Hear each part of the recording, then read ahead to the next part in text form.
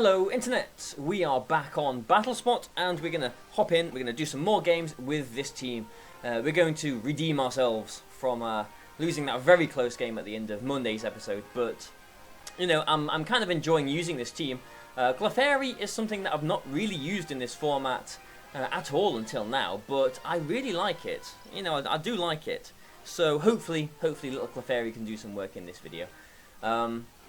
Otherwise, I don't know. I think the Big Six matchup is pretty good with this team. As you know, again, hopefully you saw in Monday's video, we did win against the Big Six team. Although, you know, this is how metagames work, isn't it? You know, things come and go, and it's just a one big cyclery. There's Big Six, then there's Rayquaza, Kyogre teams like this, then stuff like, you know, Palkia and you know, Dialga and stuff will come around again, and you know, it's just a never-ending cycle. So. You know, I suppose the really important thing is really judging. This is really an interesting team, actually. Judging exactly when the cycle will land, when it's time for Worlds. But this guy, you know, he had some wins. He was over 1,500. Very strange team. Like it's a sort of team that you'd expect to see like a Lipid with assist on, sort of thing, like a Ditto and a Smeargle and a Mewtwo and everything. But I don't know, I've not really played many sort of shenanigan teams with this yet, so let's see how, you know, what happens. See how we go.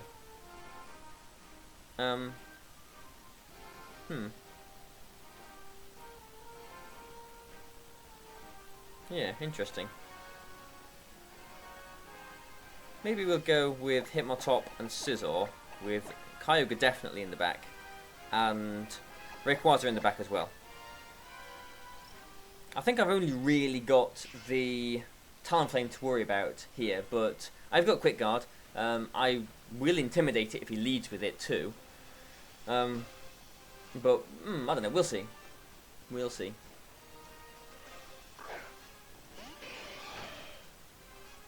So we see a Smeargle Xerneas. Okay, fair enough. Well, I don't mind that too much. Yeah, I really don't mind that too much at all, actually. I think... I mean, if I had Faint, it would be quite nice here, wouldn't it? Both of these have got items that will wake me up, though. That's the sneaky thing. That's why I'm not sort of worried too much here. Hitmontop's got a Chester Berry, Sizzle's got a Lumberry. So I am going to go for a Swords Dance here. But what does Hitmontop do? Do I go for a Fake Out on the Xerneas so he doesn't Geomancy? Or do I go for a Fake Out on the Smeargle? The Smeargle. The Smeargle. If it goes for a Dark Void, next turn it would have to Wide Guard, surely. I don't know. I'm going to go for a Fake Out onto the Smeargle and just Swords Dance here. I'm kind of expecting the Smeargle to protect here, but if it doesn't, bonus. No, okay, bonus. Fantastic. Smeargle flinches, which doesn't tell us anything. We can't see if it's Scarfed or anything. It is naturally faster than Sizzle too. So, you know, I'll take that. Moody is useless too. Even better, accuracy drop. But we're not really worried about Smeargle here because, again, we've got a Chesto Berry, we've got a Lumberry. You know, how often do you see that in VGC 16? 2 items that'll wake you up. Not very often at all, considering everything's got, you know, a mental herb, a red orb or a blue orb or a, you know, whatever, some sort of other item. So, you know, in which case I can really just go for a close combat and a Bullet Punch, can't I? I mean, if it goes for a Follow Me, then the Smeargle's going down, and the Hitmontop's doing nothing. So, I don't know. Maybe actually I'll go for a Wide Guard here, just in case he goes for a Dazzling Gleam and Bullet Punch the Xerneas. Because if he does go for a Dark Void, don't mind. Yeah, he does go for a Follow Me. If he goes for a Geomancy, I don't mind too much because I am at +2. I can Bullet Punch it. If he doesn't, if he just goes straight for a Dazzling Gleam, then I'm blocking that too. But he does Geomancy, so I don't know. Maybe I'll regret not getting a bit of close combat chip damage onto his Xerneas. You know, maybe this is one of those really bulky Xerneas. I mean, for a Xerneas to survive a +2 bullet punch from Scizor, you need to have, you know, more than 252 HP, you know, 252 HP and some amount of defense. So, it would require a lot of bulk, but you know, I have seen it. So, I suppose he could have his Talonflame here as well, and I'm not really looking into the future here, am I? Yeah, he's got his Talonflame, and it's definitely got Quick Guard the way he's brought it in. So, from looking like a decent position to not really an amazing one, but, you know, I couldn't have really done too much other than just getting a bit of chip damage onto his Xerneas there, because he did have to follow me on his Smeargle. So maybe,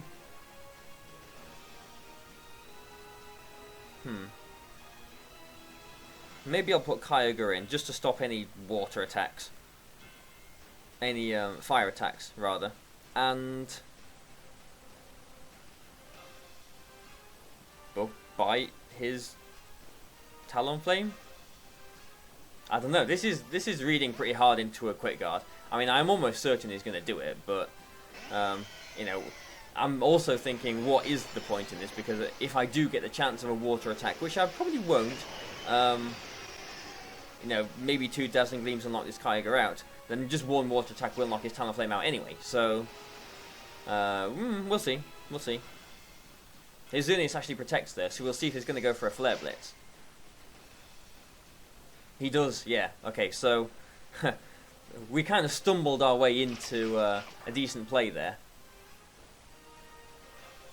Yeah, we really stumbled our way into that one. And so now I can Bullet Punch the Xerneas, which forces him to Quick Guard, which means he's not Brave Birding and Fairy attacking into my Kyogre. So I'm just going to go for a Scald into his Talonflame and a Bullet Punch into his Xerneas. I'm sure now he will Quick Guard. Oh, he doesn't. Okay. It's Ditto. So this Ditto is probably, maybe, going to get knocked out by a Rain Boosted Scald. Maybe not. I don't know. Xerneas does try and double protect. Xerneas is not bulky enough to survive that. Yeah, I didn't expect it to survive. And a Scald.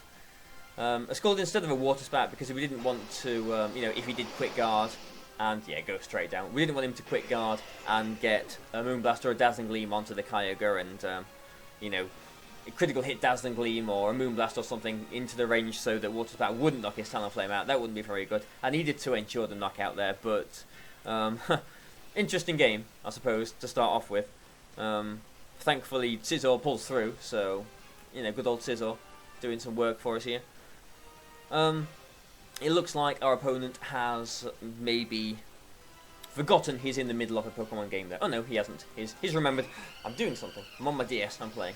And he sends out his Talonflame to, you know, go down to a Scald and Bug Bite, really. So, yeah, I mean, I don't know. The turn he brought his Talonflame, maybe he doesn't have Quick Guard. Not all of them do have Quick Guard. So if he doesn't have it, that was a good bait. So, you know, there is that. But the turn that I brought the Kyogre in, thinking maybe he could go for a Fire attack, if he doesn't go for a Quick Guard, then, you know, just sort of covered me. But if he had gone for a Dazzling Gleam there, or a Moonblast onto the Kyogre, then we would have potentially been in a sticky situation, considering this Hitmontop doesn't have Feint. I'm seeing this is going to be a recurring theme, that I'm I'm going to be wishing this Hitmontop has got Feint. Yeah, there's quite a few times, actually, where Feint would be really nice for us. And I've got Quick Guard instead, which maybe helps with Thunderous a bit more. But outside of that, it doesn't really do too much for us. I don't know, as we find someone from Team Yeti VGC. So, there you go. Hello, Team Yeti, whoever you might be, with a big 16. Okay. Well, I'm sure people in Team Yeti know exactly what they're doing with matchups like this. So, maybe they will anticipate my lead of Scizor and Zapdos. Because that's what we led against the Big 6 team in yesterday's video.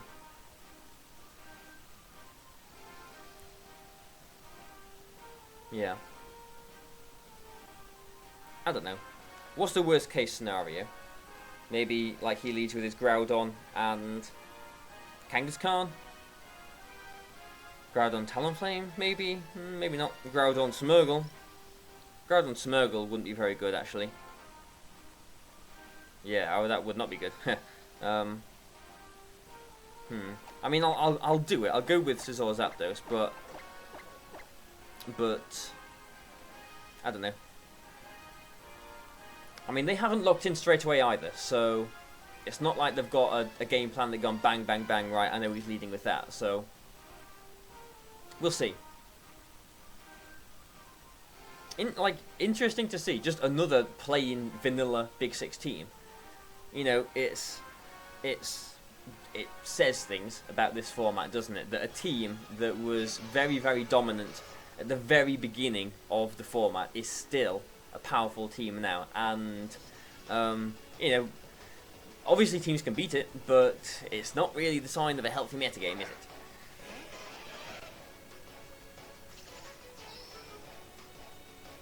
Okay, Salamence Talonflame, so yeah, Scizor's not enjoying its time here. He could withdraw the Talonflame too. Or he could just try and Tailwind here. Maybe you want to put Scizor into the Kyogre. Although I don't really want to take a Brave Bird there. But I'm not sure if he is just going to let his Talonflame go down here. So I feel okay bringing Kyogre in, I think. And I think I'll go for a Tailwind as well. We might be matching Tailwinds here. But if he doesn't Tailwind, then Kyogre will be sitting quite nicely, actually.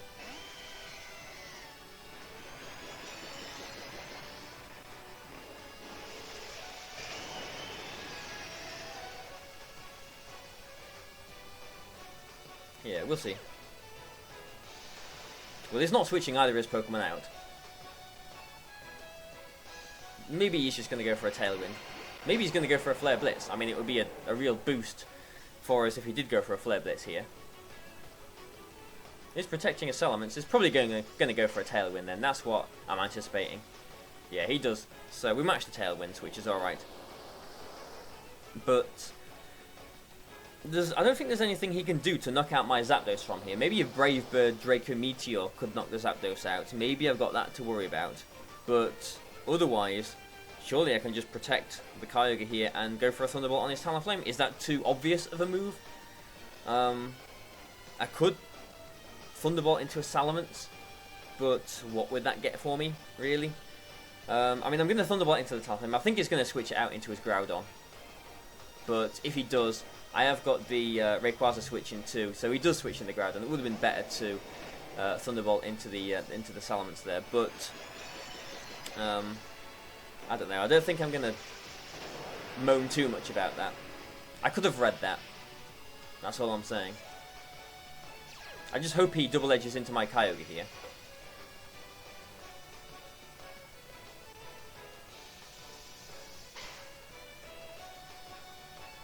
Well, Hyper Voice. Okay, I'll take that.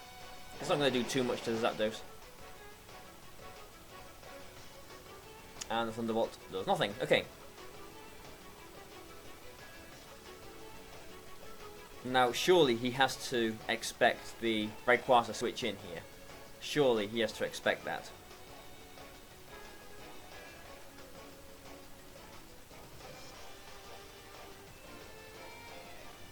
But a double-edged Precipice Blades will knock out the Kyogre, which we don't want. So maybe I have to do this? I don't know. Oh, this is not good. I'm gonna do it. I'm just gonna do it. It's so readable here, but this Kyogre is max speed, so we're potentially speed tying here. Even if he does double edge into this Rayquaza, it will bring me down to the sash. I will survive, and hopefully our Kyogre will attack first. But doing this does mean that he is... Oh, actually he double edges into the Kyogre. But doing this means that... Yeah, maybe that was a speed tie. Maybe we got a little bit lucky there. Doing that meant that he couldn't double into something. He couldn't double edge and Precipice Blades. Maybe that was a speed tie. Maybe we got a little bit fortunate there. Yeah. maybe, but we got rid of his Groudon, which is nice. He has got his Xerneas though, and Salamence Xerneas is a really nasty combination. I suppose you have still got the Scizor in the back. I mean, he could just Hyper Voice Dazzling Gleam here though. Nothing really stops him going for a Dazzling Gleam Hyper Voice, but he could Geomancy. That's kind of what I'm expecting, to be honest. I've got Zapdos in the back. He's got Talonflame in the back as well.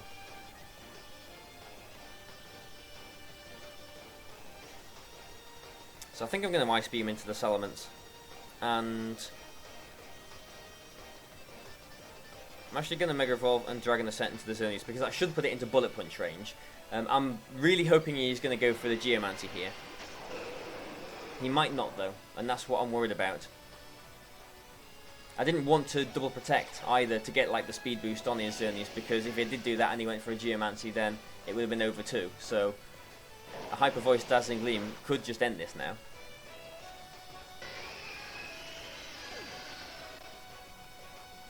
Oh, okay. Well, apparently our Rayquaza was fast on his Xerneas, which means maybe it's a really bulky Xerneas. We'll see how much this does. Well, that's definitely in Bullet Punch range, so we've got that. I mean, you know, fingers crossed he goes for a Geomancy here, because that would be an extra bonus, but unfortunately we don't get that fortunate. Scizor is still at full health though, but he has got his Talonflame in the back too. So Tailwind wears out, Tailwind wears out. I'm not liking where we are at this point.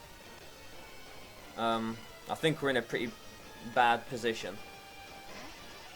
But I suppose we'll see how this does play out.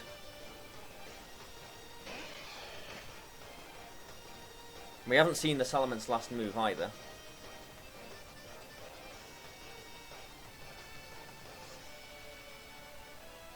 Like, it would be safe to Bullet Punch the Xerneas. And what, Thunderbolt into the Salamence? Would 2 Thunderbolts knock it out? Potentially. He could protect the Xerneas. And if he did, what can I do with Scizor? Swords Dance? What would that get me? Not too much really. I don't know. Maybe it would be safer to just Bullet Punch into the Xerneas and